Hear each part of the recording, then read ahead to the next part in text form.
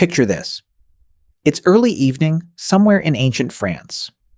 Around 25,000 years ago, and a young woman is sitting near the fire, carefully combing through her hair with a hand-carved bone comb, the kind of object that took real time and skill to make, purely for the purpose of looking and feeling a certain way. Nearby, a young man is doing something almost comically relatable, adjusting the way a pendant made from a pierced animal tooth hangs against his chest, clearly trying to get the angle just right before someone specific notices him later that evening. Neither of them is doing this for survival. Neither of them needs that comb or that pendant to hunt, gather, or stay warm.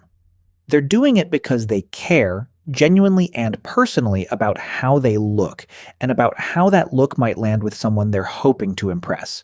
So here's the question this entire video exists to chase down, because it's funnier and more layered than it first appears.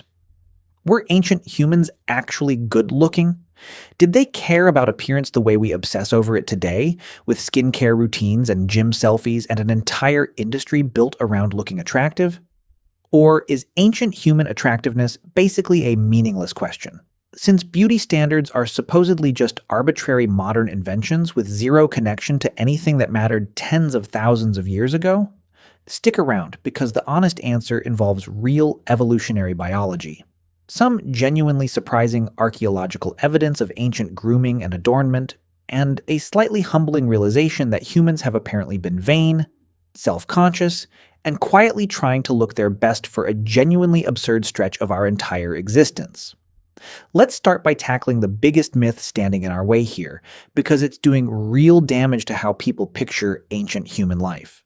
Pop culture loves to imagine ancient humans as uniformly grimy, unkempt, completely indifferent to their own appearance, too busy surviving to ever think about how they looked. That picture is, frankly, lazy and almost certainly wrong.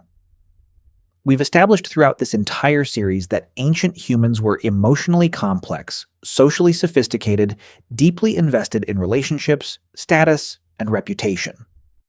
Appearance, it turns out, was never separate from any of that. Looking a certain way has always been tied directly to social signaling, attraction, health, and status, and there's no reason to assume that connection magically appeared only after civilization started. If anything, the evidence suggests the opposite.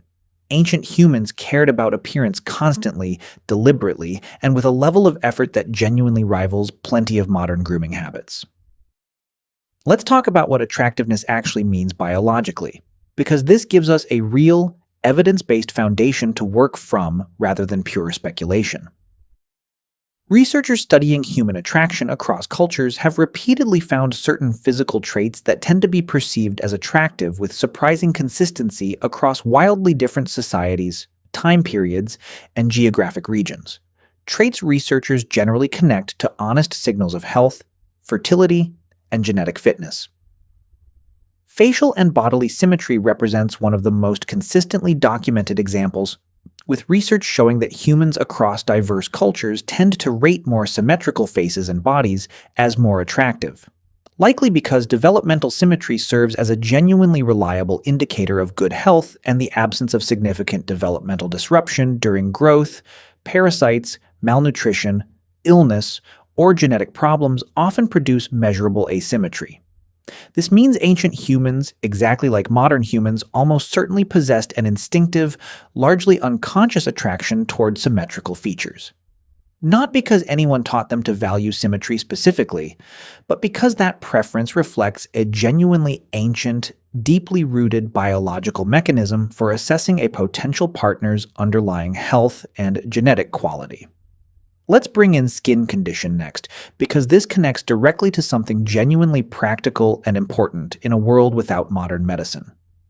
Clear, healthy-looking skin has been consistently identified across cross-cultural research as a broadly attractive trait, and the underlying logic here makes complete biological sense once you think it through. Skin. Condition often reflects current health status fairly directly. Visible illness, parasitic infection, and nutritional deficiency frequently show up as changes in skin appearance, texture, and color.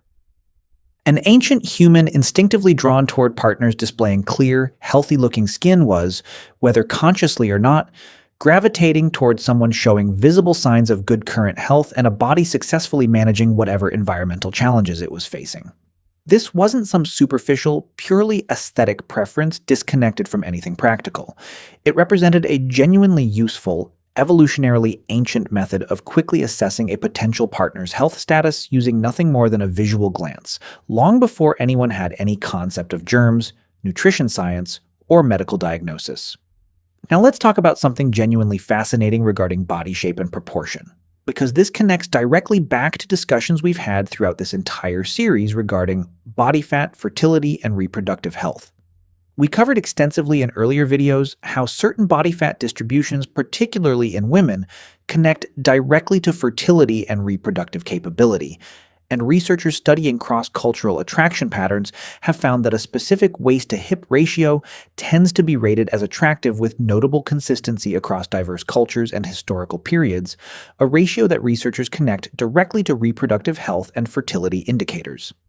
This doesn't mean every single culture throughout history rated identical specific body types as ideal, since we know body size preferences have varied considerably depending on food security and cultural context. Something we explored directly in our belly fat video regarding fuller figures being associated with food security and successful reproduction in many ancient and traditional contexts. But the underlying biological mechanism connecting certain proportional relationships to perceived attractiveness appears to be genuinely ancient and deeply rooted, operating consistently underneath whatever specific cultural variation existed on top of it. Let's address something genuinely important regarding facial features and what researchers call averageness, because this represents one of the more counterintuitive, genuinely interesting findings in this entire field of research. Studies using digitally averaged composite faces, blending together multiple individual faces into a single, mathematically averaged composite, have repeatedly found that these averaged faces tend to be rated as more attractive than most individual faces used to create them. Researchers connect this finding to the idea that facial averageness may signal genetic diversity and the absence of unusual, potentially harmful genetic mutations. Since extreme, unusual facial features are statistically more likely to be associated with rare genetic conditions or developmental abnormalities. This means ancient humans likely found broadly typical, well-proportioned faces genuinely attractive for reasons connected to underlying genetic health assessment, rather than averageness being some boring, unremarkable quality. In ancient evolutionary terms, looking pretty normal and well put together may have actually represented a meaningfully positive trait, signaling genuine underlying biological quality rather than simply being an absence of anything special. Let's bring in something genuinely fascinating now regarding direct archaeological evidence of ancient grooming and personal care, because this is where the conversation moves from pure evolutionary theory into concrete, physical proof that ancient humans actively, deliberately worked on their appearance. We've discussed throughout this series various pieces of evidence around personal adornment, but let's go deeper here specifically. Archaeologists have found genuinely sophisticated bone and ivory combs at numerous ancient sites, carefully carved with fine teeth specifically designed for grooming hair, dating back tens of thousands of years. Creating one of these combs required real time, skill, and material investment. And that investment only makes sense if hair grooming and appearance genuinely mattered enough to justify the effort. Alongside combs, researchers have found evidence of pigments, particularly red ochre, used in patterns consistent with body decoration and possibly even early cosmetic style. Application found at sites across multiple continents and dating back tens of thousands of years, with some evidence suggesting ochre use specifically for personal decoration purposes extends back over 100,000 years in certain locations.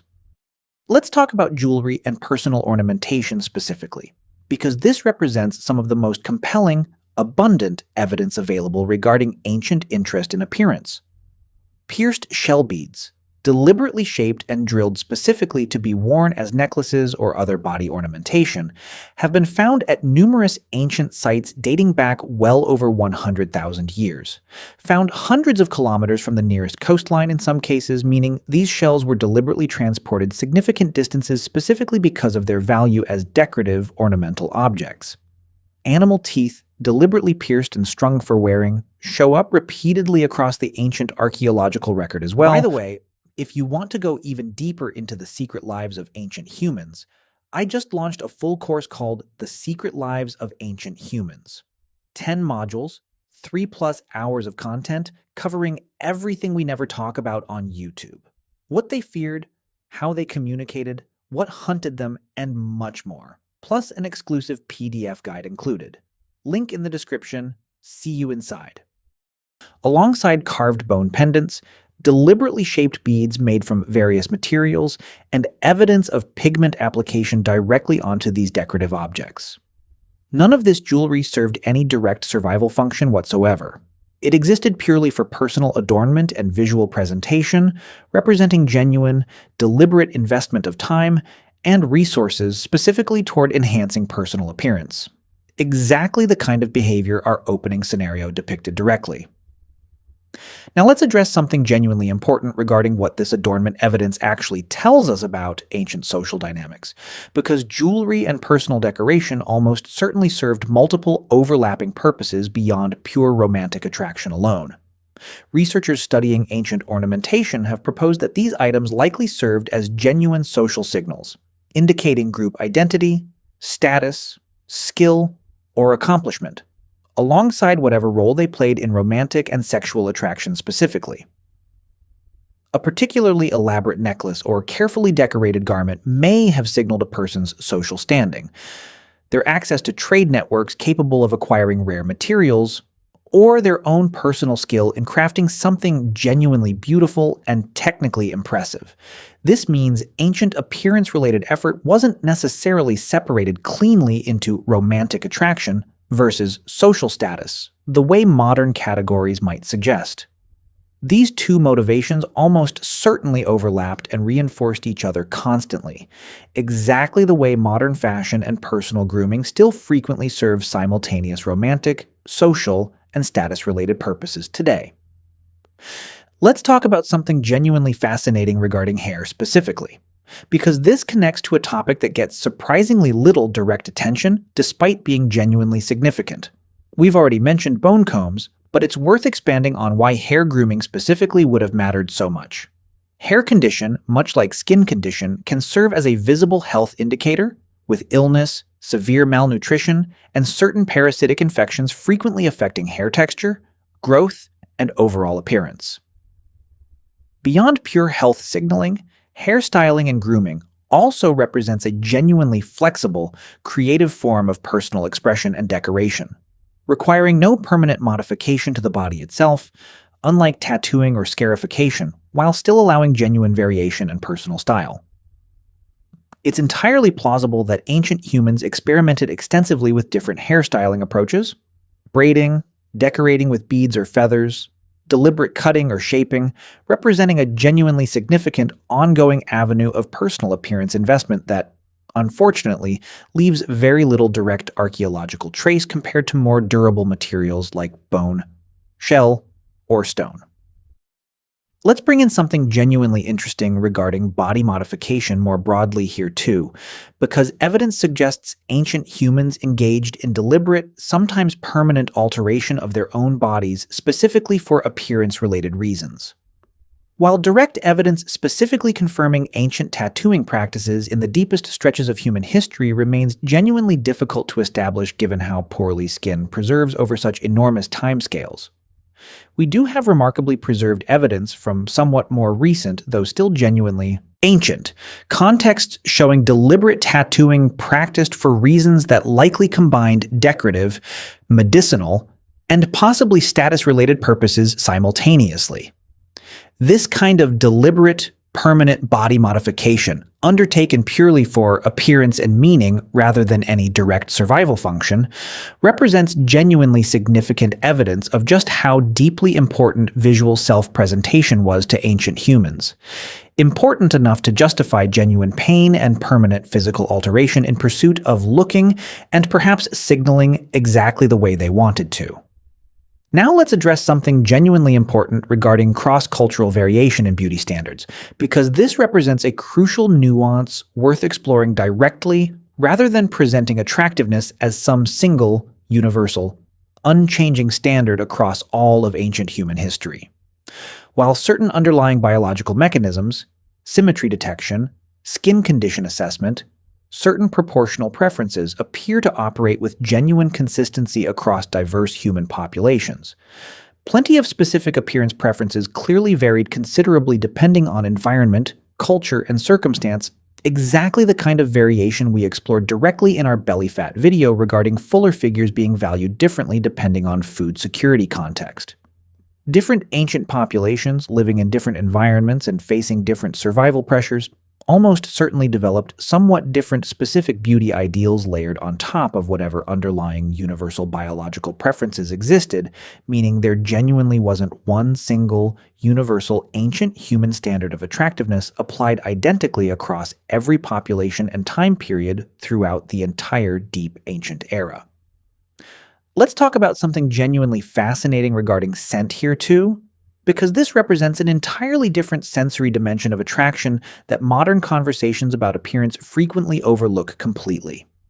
Research into human attraction has found genuine evidence that scent plays a meaningful, often largely unconscious role in attraction and partner assessment, with studies suggesting humans may be capable of detecting subtle scent-based information related to genetic compatibility and immune system diversity, connected to a group of genes researchers call the major histocompatibility complex.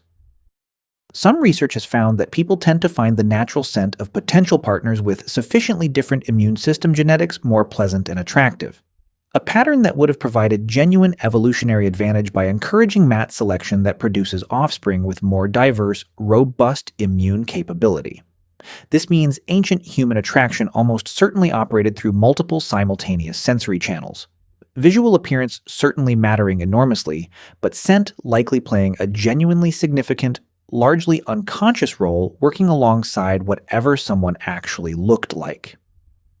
Let's bring in something genuinely interesting regarding age and attraction perception too, because this connects to broader evolutionary logic worth addressing directly. Research into cross-cultural attraction patterns has found certain consistent patterns regarding age preferences connected to reproductive biology, though it's worth noting this research focuses primarily on broad statistical patterns rather than universal individual rules, and plenty of genuine variation and individual preference existed alongside these broader patterns. What's genuinely interesting here is how this connects to broader themes we've explored throughout this entire series regarding the value ancient communities placed on experience, skill, and accumulated knowledge independent of pure youthful appearance, suggesting that attractiveness and overall social value, even romantic and reproductive value specifically, almost certainly involved a genuinely complex, multifaceted assessment rather than appearance alone determining someone's overall desirability as a partner. Let's address something genuinely important regarding confidence, social skill, and demeanor here too, because this connects directly back to themes we explored extensively in our Ancient Love video. Modern research into attraction consistently finds that confidence, social skill, humor, and demonstrated competence significantly influence perceived attractiveness, often independent of or even compensating for purely physical features alone. There's no reason to assume this dynamic suddenly appeared only in modern times. Given everything we've established throughout this entire series regarding the genuine social complexity and emotional sophistication of ancient human life, it's entirely plausible, even likely, that an ancient person's confidence, social skill, sense of humor, and demonstrated reliability played a genuinely significant role in their overall perceived attractiveness and romantic success, exactly the kind of multifaceted, personality-inclusive attraction dynamic we discussed regarding ancient mate selection in our earlier video about love and pair bonding. Now let's talk about something genuinely fun and worth sitting with directly. By the actual evidence-based standards we've covered throughout this entire video, symmetry, clear skin, healthy proportions, genuine social skill, and confidence, plenty of ancient humans were almost certainly, by any reasonable definition, genuinely good-looking in ways that would translate perfectly well into how attraction and beauty assessment still function today. The specific styling, specific adornment choices, and specific cultural beauty standards would obviously look completely different from anything in our modern world. but the underlying biological machinery determining what humans instinctively find attractive hasn't fundamentally changed at all across this entire stretch of evolutionary time. An ancient human transported into a modern setting, properly groomed according to whatever contemporary standards happened to be in fashion, would almost certainly be perfectly capable of being considered conventionally attractive by modern observers, precisely because the underlying biological attraction mechanisms we've covered throughout this entire video are shared, ancient, and remarkably consistent across this entire stretch of human existence. Let's bring in something genuinely important regarding the flip side of this conversation too, because intellectual honesty matters here, just like everywhere else throughout this series. Ancient life also involved genuine physical hardship that almost certainly affected appearance in ways modern people rarely have to contend with directly. Malnutrition during lean periods, parasitic infection, untreated injury and resulting scarring, dental wear and tooth loss from a diet involving considerably more physical chewing and less refined food than modern diets typically require, and general physical wear from an extraordinarily physically demanding lifestyle would have genuinely affected appearance for plenty of ancient individuals, particularly as they aged. This doesn't mean ancient humans were universally unattractive by any reasonable measure, but it does mean the specific physical condition any given ancient individual displayed depended enormously on their specific health history, nutritional access, and accumulated physical wear. Exactly the kind of individual variation we'd expect given everything we've covered throughout this entire series regarding how dramatically ancient circumstances could vary between different individuals, environments, and life experiences. Let's circle back to something genuinely worth considering regarding dental health specifically, because this represents a particularly interesting, somewhat overlooked detail. Researchers studying ancient dental remains have found genuinely fascinating evidence regarding diet and tooth wear patterns, with certain ancient populations showing remarkably good dental health overall, likely connected to diets generally lower in the refined sugars that drive so much modern dental decay, even while showing considerably more physical wear from tougher, less processed food requiring extensive chewing.